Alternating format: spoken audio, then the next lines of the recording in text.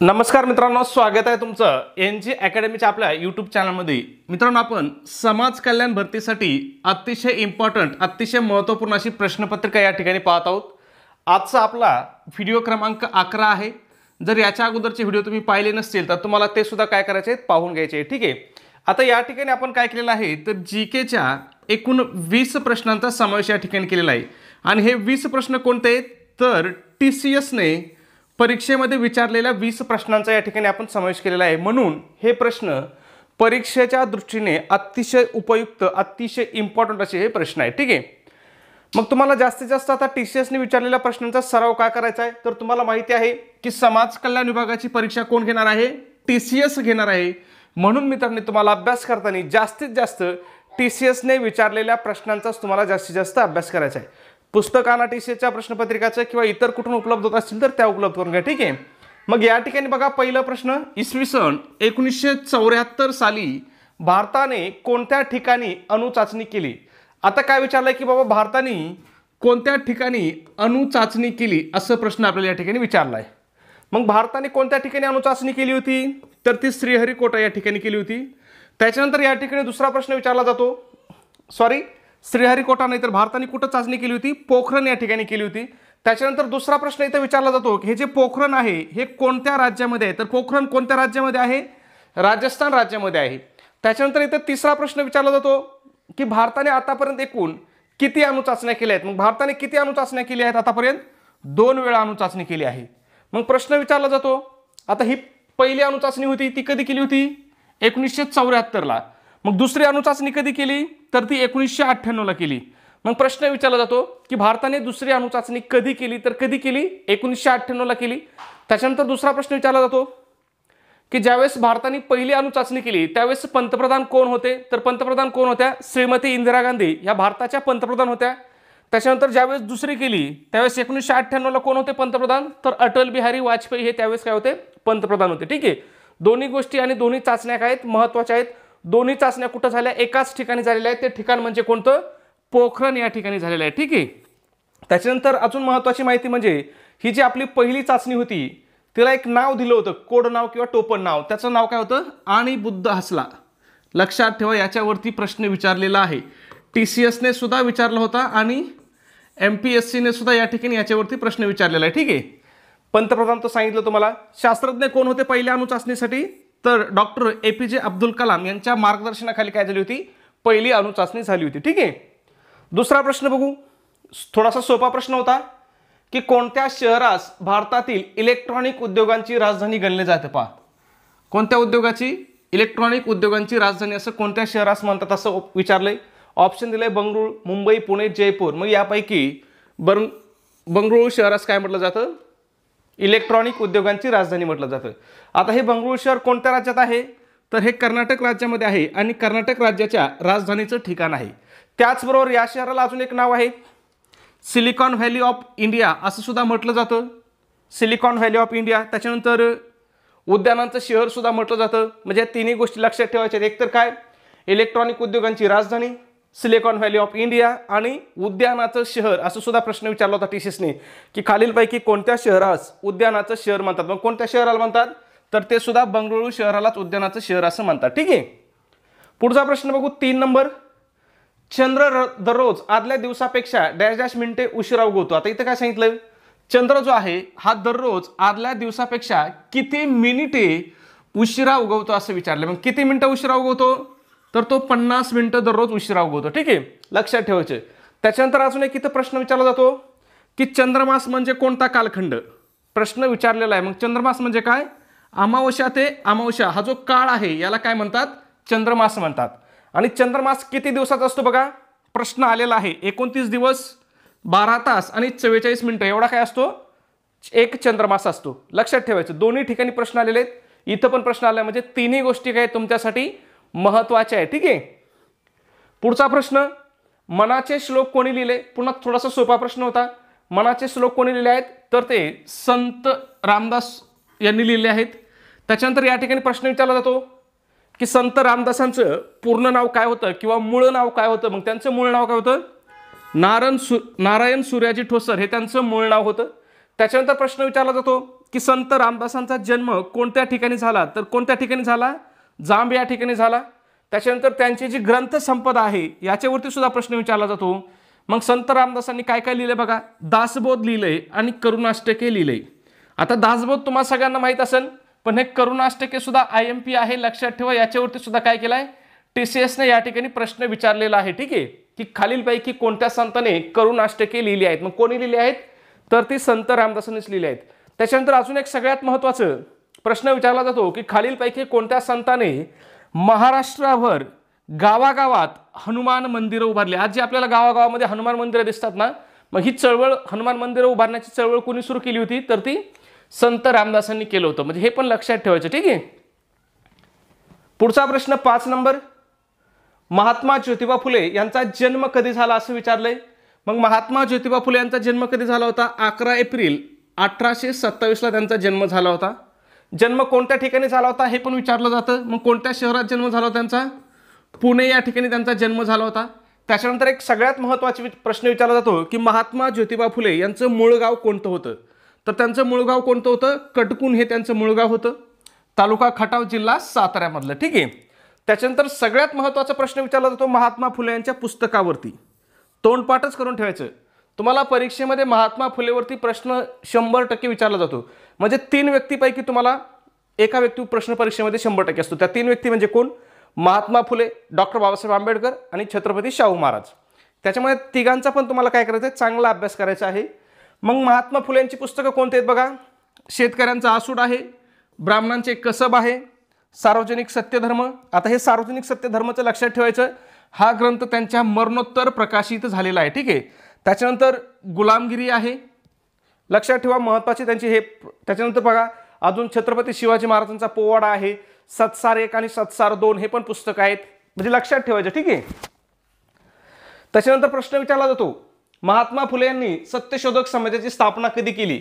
मग सत्यशोधक समाजाची स्थापना त्यांनी कधी केली होती, 1873ला केली होती. त्याच्यानंतर एक सगळ्यात महत्त्वाचा प्रश्न विचारला जातो की हंटर आयोगासमोर खालीलपैकी कोणत्या व्यक्तीने सगळ्यांना शिक्षण मोफत करावं अशी साक्ष दिली होती. मग हंटर आयोगासमोर कोणी साक्ष दिली होती, तर महात्मा फुले यांनी हंटर आयोगासमोर साक्ष दिली होती. हंटर आयोगालाच काय म्हटलं जातं, शिक्षण आयोग म्हटलं जातं. आणि प्रश्न विचारला जातो की हंटर आयोग कधी नेमला होता, तर हा कधी नेमला होता, 1882ला नेमला होता. ठीक आहे.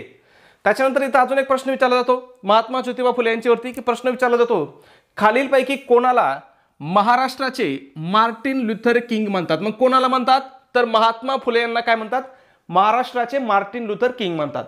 त्याच्यानंतर अजून एक प्रश्न विचारला जातो की महात्मा फुले यांनी मुलींची पहिली शाळा कधी काढली. मग महात्मा फुले यांनी मुलींची पहिली शाळा कधी काढली, 1848ला काढली. त्याच्यानंतर प्रश्न विचारला जातो की ही शाळा त्यांनी कुठं काढली, तर बुधवार पेठेतील भिड्यांच्या वाड्यामध्ये ही शाळा त्यांनी काढली होती. खूप महत्त्वाचं आहे, लक्षात ठेवा. ठीक आहे.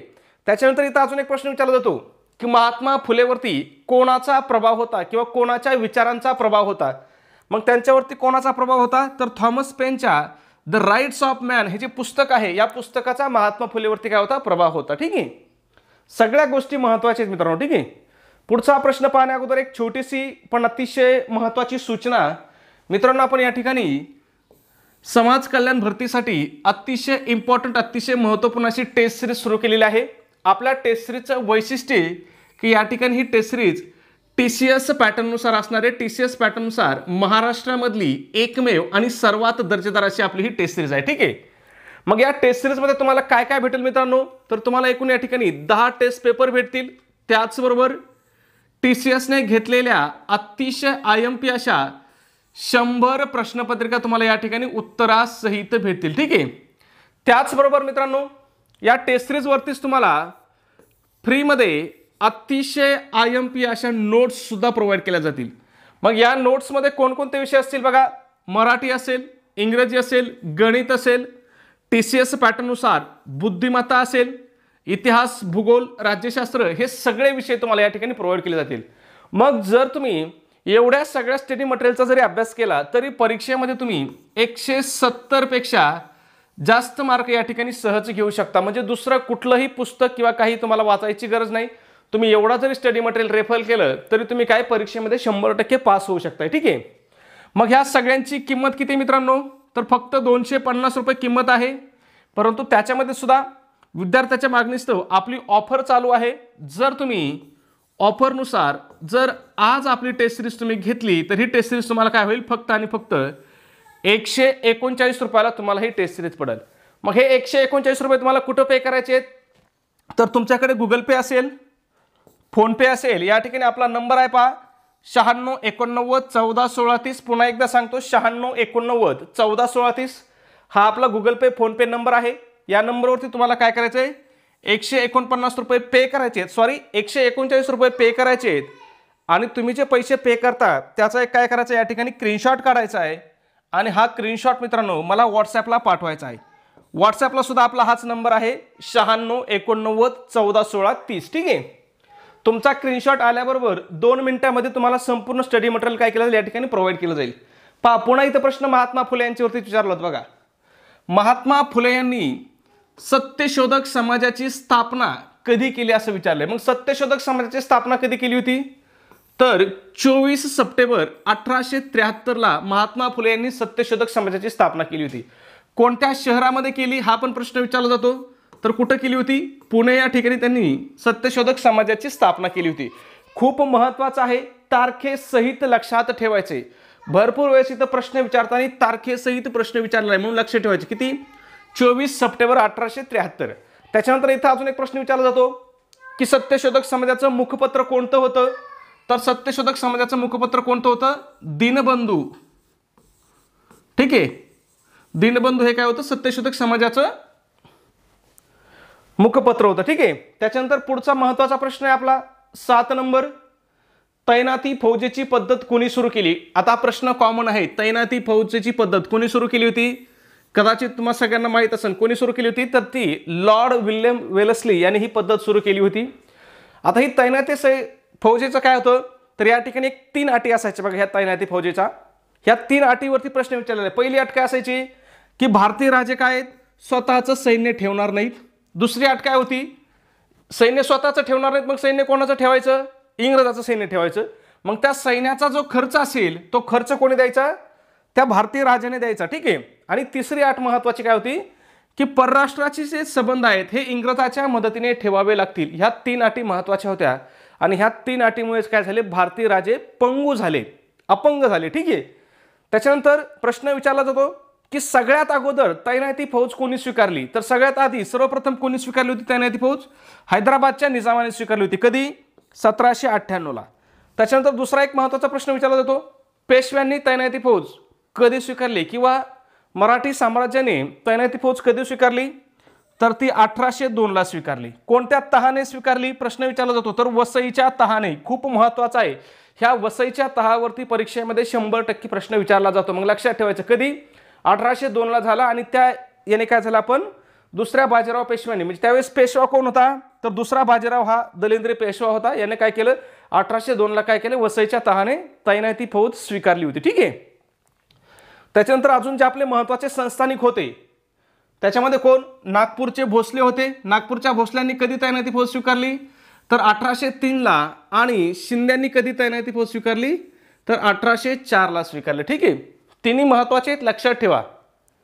पुढचा प्रश्न पाहण्या अगोदर मित्रांनो, जर तुम्ही अजून आपल्या व्हिडिओला लाईक केलं नसेल तर प्लीज एक लाईक करा आणि चॅनलला सबस्क्राईब केलं नसेल तर लगेच सबस्क्राईब करून घ्या.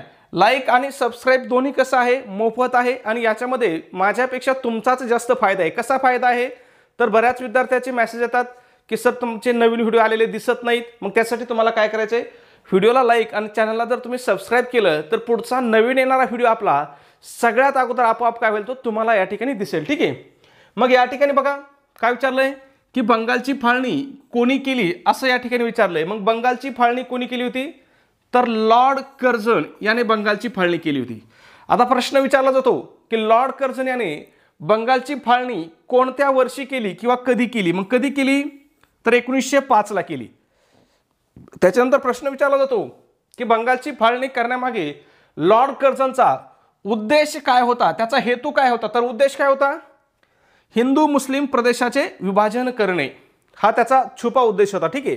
आणि त्यांनी कारण काय दिलं होतं, तर कारण दिलं होतं प्रशासकीय सोय. काय कारण दिलं होतं, प्रशासकीय सोय हे कारण दिलं होतं, पण खरा हेतू काय होता त्याचा, तर हिंदू मुस्लिमांमध्ये काय करणे, विभाजन करणे, फूट पाडणे.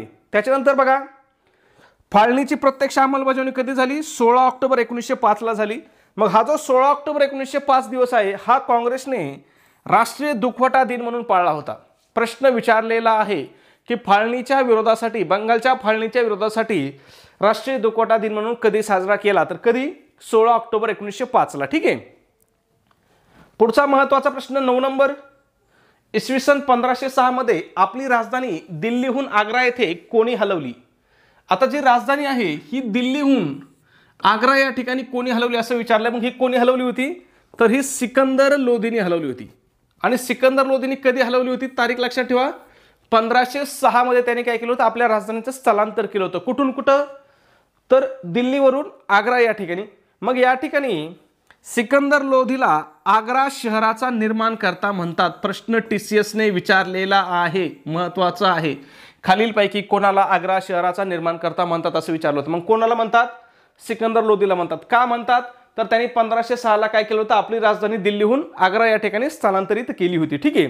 आता हे जे लोधी घराणं आहे हे मूळचं कुठलं होतं, अफगाणिस्तानचं होतं. म्हणून यांना काय म्हणायचे, पठाण असं सुद्धा म्हणतात. प्रश्न विचारला होता की लोधी घराण्याला पठाण का म्हणायचे, तर का म्हणायचे, तर ते मूळचे अफगाणिस्तानचे होते. ठीक आहे. त्याच्यानंतर हा जो सिकंदर लोधी आहे, ह्या सिकंदर लोधी नंतर गादीवर कोणाला प्रश्न विचारलेला आहे. मग सिकंदर लोधी नंतर गादीवर कोण आला होता, इब्राहिम लोधी आला होता. आणि हा जो इब्राहिम लोधी आहे हा लोधी घराण्याचा शेवटचा राजा होता. पहा, शेवटचा राजा. मग तुम्हाला माहिती शेवटचा आणि पहिला प्रश्न जास्त विचारला जातो. मग लोधी घराण्याचा शेवटचा राजा कोणता होता, इब्राहिम लोधी होता. तो कोणाच्या नंतर गादीवाला, सिकंदर लोधीच्या नंतर गादीवाला. आणि ह्या इब्राहिम लोधीचा कोणी पराभव केला, तर तुम्हाला माहित असेल, बाबर याने पराभव केला. मग बाबर कोण होता, तर बाबर हा मुघल घराण्याचा संस्थापक होता. पहा, मग मुघल सत्तेची जी स्थापना आहे ही स्थापना कोणी केली, प्रश्न विचारला जातो. मग मुघल सत्तेचा संस्थापक कोण होता, बाबर होता. ह्या बाबरने कोणाचा पराभव करून मुघल सत्तेची स्थापना केली, तर इब्राहिम लोधीचा पराभव करून दिल्लीमध्ये मुघल सत्तेची स्थापना केली. ठीक आहे. महत्वाचा आहे, प्रश्न परीक्षेमध्ये विचारलेला आहे. पुढचा प्रश्न 10 नंबर, बहमनी राज्याची स्थापना कोणी केली. बघा, स्थापना आणि शेवट याच्यावरती TCS 100% प्रश्न विचारतं. एक तर स्थापना करणारा किंवा संस्थापक राजा कोणता आणि शेवटचा राजा कोणता, पाठच ठेवायचे. मग बहमनी राज्याची स्थापना कोणी केली होती, तर हसन गंगू याने बहमनी राज्याची स्थापना केली होती. हसन गंगूचं दुसरं नाव काय होतं, तर अल्लाउद्दीन हसन बहामनी हे त्याचं काय होतं, खरं किंवा मूळ नाव होतं. आणि हे जे बहमनी राज्य आहेत हे काय आहेत, दख्खनचे पहिले मुस्लिम राज्यकर्ते होते. खूप इम्पॉर्टंट आहे. इथं TCSने पण प्रश्न विचारलाय आणि MPSCने सुद्धा प्रश्न विचारलेला आहे की दख्खनचे पहिले मुस्लिम राज्यकर्ते कोण होते, किंवा कोणतं घराणं हे मुस्लिम घराणं हे दख्खनमध्ये सर्वप्रथम राज्यकर्ते झालं, तर कोणतं, बहामनी. ठीक आहे, लक्षात ठेवायचं. याची स्थापना कोणी केली होती, हसन गंगूने केली होती. पुढचा प्रश्न 11 नंबर, ग्रामसभा आयोजित करण्याचे कार्य कोणाचे आहे, तर ग्रामसभा आयोजित करण्याचे कार्य कोणाचं आहे, तर हे ग्रामपंचायतीच्या सचिवाचं आहे. मग ग्रामपंचायतीचा सचिव कोण असतो, तर ग्रामसेवक. ठीक आहे, ग्रामसेवक हाच काय असतो, ग्रामपंचायतीचा सचिव असतो. ठीक आहे. त्याच्यानंतर प्रश्न विचारला जातो की या ग्रामसभेचा अध्यक्ष कोण असतो. मग ग्रामसभेचा अध्यक्ष कोण असतो, तर सरपंच हा ग्रामसभेचा अध्यक्ष असतो. याच्यानंतर अजून एक प्रश्न विचारला जातो की जर बाबा सरपंच ग्रामसभेला उपस्थित नसेल तर मग ग्रामसभेचा अध्यक्ष कोण, तर कोण, उपसरपंच किंवा एखादा सदस्य ज्याची ग्रामसभेचा काय अध्यक्ष म्हणून निवड केली जाऊ शकते. ठीक आहे, उपसरपंचाची केली जाऊ शकते किंवा सदस्याची सुद्धा केली जाऊ शकते. त्याच्यानंतर ग्रामसभा कोणत्या कलमानुसार भरली जाते, प्रश्न विचारला जातो. खूप महत्वाचा आहे, कलम 243A खूप इम्पॉर्टंट आहे. 243A या कलमानुसार काय ग्रामसभेची तरतूद आहे. त्याच्यानंतर या ठिकाणी अजून एक प्रश्न विचारला जातो की ग्रामसभेची गणपूर्ती किती असते, तर गणपूर्ती किती असते बघा, 15% मतदार किंवा 100 मतदार या दोन्हीपैकी एक. त्या गावामधील जेवढे मतदार आहेत, नोंदणीकृत मतदार, त्या मतदारापैकी 15% मतदार किंवा मग कमीत कमी 100% मतदार, दोन्हीपैकी एक काय असते, गणपूर्ती असते. इम्पॉर्टंट आहे, लक्षात ठेवा. ठीक आहे. 12 नंबर, राज्य लोकसेवा आयोगाचे अध्यक्ष व सदस्यांची नेमणूक कोण करतात, कॉमन प्रश्न आहे. राज्य लोकसेवा आयोग म्हटल्यावर नेमणूक कोण करतं, तर राज्यपाल नेमणूक करतात. ठीक आहे. राज्यपाल कोणाच्या सल्ल्याने नेमणूक करतात, तर मुख्यमंत्र्याच्या. राज्यपाल त्याचं सगळं काम काय करतो, मुख्यमंत्र्याच्या सल्ल्यानेच करतो. त्याच्यामुळे लक्षात ठेवायचं. ठीक आहे. कोणत्या कलमानुसार राज्य लोकसेवा आयोगाची स्थापना केली जाते, तर कलम 312 नुसार राज्य लोकसेवा आयोगाची स्थापना केली जाते. अध्यक्ष आणि सदस्यांची नेमणूक कोण करतं? राज्यपाल करतं. शपथ कोण देतं त्यांना? राज्यपाल देतात. पण या ठिकाणी सगळ्यात महत्वाची अट खाली आहे बघा, नियुक्ती आणि शपथ कोण करतात? राज्यपाल करतात. पण राजीनामा कोणाकडे द्यावा लागतो त्यांना? तर राजीनामा राष्ट्रपतीकडे द्यावा लागतो. जर त्यांची बडतर्फी, आता बडतर्फी म्हणजे काय? कामावरून काढून टाकणे, तर मग हे कोण करतं? हे सुद्धा राष्ट्रपती करतात. ठीक आहे. मग लक्षात ठेवायचं, नियुक्ती कोण करतंय? राज्यपाल करतंय. शपथ कोण देतंय? राज्यपाल देतंय. राजीनामा कोणाकडे द्यावा लागतोय? राष्ट्रपतीकडे. बडतर्फी कोण करतंय? राष्ट्रपती करतंय. आणि सगळ्यात महत्वाचं, सदस्य व अध्यक्षांचा कालावधी किती असतो? तर किती? 6 वर्षे किंवा वयाची 62 वर्षे पूर्ण होईपर्यंत. लक्षात ठेवायचं, किती वर्ष? 62. हेच केंद्राचं किती आहे? केंद्राचं 65 आहे, पण राज्याचं किती आहे? 62 आहे. हा दोन्ही मधला फरक सुद्धा लक्षात ठेवा. ठीक आहे. पुढचा 13 नंबर, भारताचे सर्वोच्च न्यायालय कुठं आहे? कॉमन प्रश्न होता. सर्वोच्च न्यायालय कुठं आहे आपलं? तर दिल्ली या ठिकाणी आहे. सर्वोच्च न्यायालयाची स्थापना कधी झाली विचारलं जातं. मग 1950 ला झाली होती. आणि कोणत्या कलमानुसार सर्वोच्च न्यायालयाची स्थापना केली जाते? तर कलम 124 नुसार काय केली जाते? सर्वोच्च न्यायालयाची स्थापना केली जाते. आणि उच्च न्यायालयाची स्थापना कोणत्या कलमानुसार केली जाते? हा प्रश्न सुद्धा विचारला जातो. मग तुम्हाला अभ्यास करताना काय करायचंय? दोन्हीमध्ये रिलेट करायचे. बघा सोपं आहे. इथं किती आहे? 124 आहे. आणि उच्च न्यायालय काय? फक्त 214 आहे. म्हणजे अंक तेच आहेत, फक्त त्या अंकाची काय करायची तुम्हाला? आदला बदल करायची. कॉमन आहे. ठीक आहे. पुढचा प्रश्न 14 नंबर, जिल्हा परिषदचे किमान व कमाल किती सदस्य असतात असं विचारलंय. मग कमीत कमी किती सदस्य असतात? 50 ते 75 असतात. आता बहुतेक याच्यामध्ये बदल होण्याची शक्यता आहे. आता ज्यावेळेस इलेक्शन लागेल त्यावेळेस आपल्याला कळेल. ठीक आहे. 16 नंबर, साधारणपणे किती लोकसंख्येमागे एक जिल्हा परिषद सदस्य निवडून दिला जातो? तर किती लोकसंख्येमागे एक सदस्य असतो? 40,000 लोकसंख्येमागे एक जिल्हा परिषद सदस्य या ठिकाणी निवडून दिला जातो. ठीक आहे. त्याच्यानंतर किती टक्के जागा राखीव असतात? तर 50% जागा या ठिकाणी स्थानिक स्वराज्य संस्थांमध्ये राखीव असतात. कोणासाठी? महिलांसाठी. ठीक आहे. त्याच्यानंतर अनुसूचित जाती आणि जमातीसाठी काय असतात? लोकसंख्येच्या प्रमाणात या ठिकाणी त्यांना जागा राखीव दिल्या जातात. असं काही प्रमाण नाही. त्यांची जेवढी त्या जिल्ह्यामध्ये लोकसंख्या असेल तेवढ्या प्रमाणामध्ये त्यांना राखीव जागा ठेवल्या जातात. फिक्स आकडा नाही, हे लक्षात ठेवा. ठीक आहे. 16 नंबर, ग्रे हाऊंडस हे नक्षलवाद विरोधी पथक कोणत्या राज्याचं आहे? कोणतं? ग्रे हाऊंडस. आता हे महत्वाचं आहे. तुम्हाला पुन्हा प्रश्न विचारू शकतात. काय विचारू शकतात? तर पुन्हा सध्या नक्षलवाद चर्चेमध्ये आहे. आत्ताच मला वाटतं ह्या आठवड्यामध्येच आपल्या मुख्यमंत्र्यांनी काय केलेलं आहे? काही कुख्यात नक्षलवाद्यांचं या ठिकाणी त्यांनी आत्मसमर्पण करून आणलेलं आहे. मग हे कोणाचं आहे? तर हे तेलंगणा राज्याचं पथक आहे. या पथकाची स्थापना कधी झाली होती? 1989 ला झाली होती. आणि कोणत्या राज्याने स्थापना केली होती? तर आंध्र प्रदेश राज्याने याची स्थापना केली होती. पण आता आंध्र प्रदेशचं विभाजन झाल्यामुळे हे काय आहे? तेलंगणा व आंध्र प्रदेश या दोन्ही राज्यामध्ये हे पथक स्थापना करतं. ठीक आहे, किंवा काम करतं. ठीक आहे. कोणतं पथक? ग्रे हाऊंडस. महत्वाचं आहे, लक्षात ठेवा.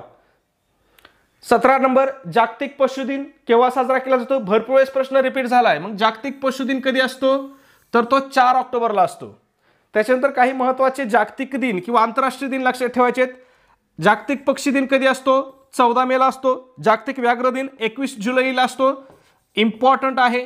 त्याच्यानंतर जागतिक चिमणी दिन 20 मार्च असतो. तिन्ही दिवस महत्वाचे आहेत, लक्षात ठेवा. परीक्षेमध्ये वारंवार या जागतिक दिनावरती प्रश्न विचारले जात आहेत. जागतिक कासव दिन 23 मे तलाठी भरतीला विचारला होता TCSने, म्हणून महत्वाचा आहे. ठीक आहे. पुढचा 18 नंबर, वय शोधण्यासाठी कार्बनचे कोणते रूप वापरले जाते? कॉमन आहे. कोणतं वापरलं जातं? कार्बन 14 वापरला जातो. 19 नंबर, पृथ्वीवरील सर्वात मोठे कार्बन सिंक कोण आहे? हा प्रश्न सुद्धा वारंवार रिपीट होतो. 7वीच्या विज्ञानच्या पुस्तकामध्ये आहे. मग पृथ्वीवरील सर्वात मोठे कार्बन सिंक कोण आहे? तर महासागर आहेत. ठीक आहे. त्याच्यानंतर आपला पुढचा आणि शेवटचा प्रश्न, ग्रामपंचायतीचा कार्यकाळ किती वर्ष असतो? काय विचारलंय? ग्रामपंचायतीचा कार्यकाळ किती वर्ष असतो असं विचारलंय. मग या प्रश्नाचं उत्तर काय करायचं मित्रांनो, तुम्हाला कमेंटमध्ये सांगायचं आहे. जर तुम्ही सबस्क्राईब केलं नसेल तर चॅनलला सबस्क्राईब करा. व्हिडिओ आवडला असेल तर प्लीज लाईक करा. आणि व्हिडिओ कसा वाटतो हे सुद्धा कमेंटमध्ये नक्की सांगा. चला, ओके. धन्यवाद मित्रांनो.